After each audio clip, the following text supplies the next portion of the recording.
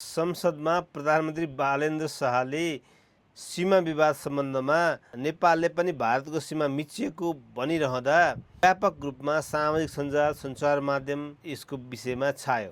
त्यस्तै गरी भारतमा पनि र दक्षिण एसिया लगायत यसको विषयमा चर्चा परिचय व्यापक रूपमा भयो र टीका टिप्पणी विरोध र कसैले समर्थन पनि गरे।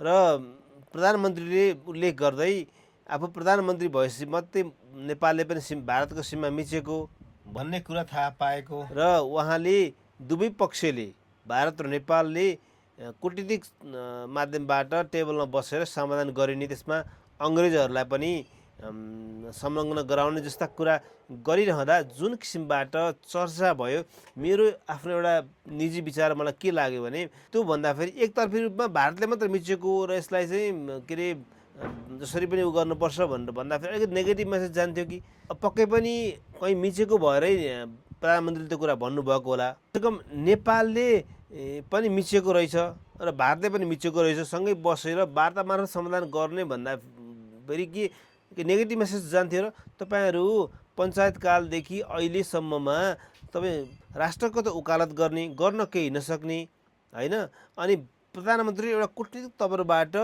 भोलि आफूलाई र देश र भारतसँग बसेर एउटा टेबल टक गर्दाखेरि एउटा सहज वातावरण बन्छ भने त्यो भएको कुरा भन्दा के फरक परेर मलाई त त्यस्तो लाग्यो है। र रवि लामिछाने आज भारत भ्रमणमै हुनुहुन्छ, उहाँले पनि यसलाई कूटनीतिक माध्यमबाट समाधान गरिने भनेर भन्नुभएको छ। र भन्दाखेरि ठुलो इस्यु बनाउने कुरा होइन, तर प्रधानमन्त्रीले भन्नुभएको कुरालाई अलिकति व्याख्यात्मक तरिकाबाट यसको चाहिँ भनिदिएको भए अथवा त्यसको चाहिँ विभिन्न सञ्चार माध्यममा सामाजिक सञ्जालमा पत्रिका आइसके पश्चात केही बोलिदिएको भए चाहिँ राम्रो हुन्थ्यो। तर यो नराम्रो आफैमा होइन जहाँसम्म मलाई लाग्छ, किनभने तपाईँको भारतले मात्रै भन्दाखेरि एउटा अलिकति नेगेटिभ मेसेज जान पनि सक्थ्यो। उहाँले त नेपालले पनि मिचेको छ बसेर कुरा गरौँ भन्दा त एउटा कमसेकम एउटा पोजिटिभ होइन किसिमको मेसेज पनि गयो भन्ने हो। र आफैमा यो नराम्रो चाहिँ होइन मेरो निजी विचार।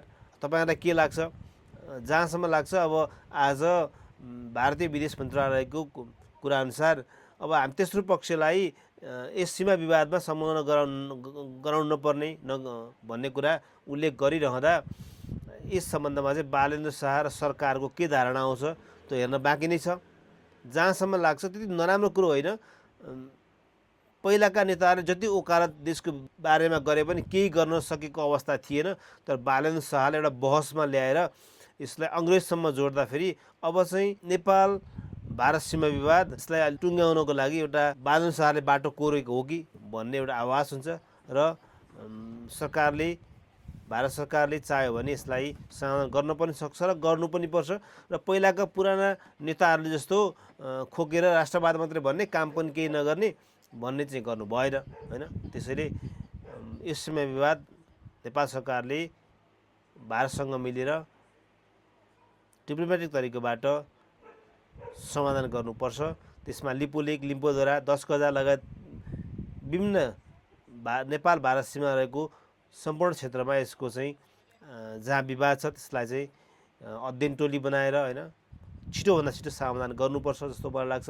तपाईँहरूलाई यस सम्बन्धमा के लाग्छ? केही प्रतिक्रिया सुझाव छ भने कृपया कमेन्ट गर्नुहोला।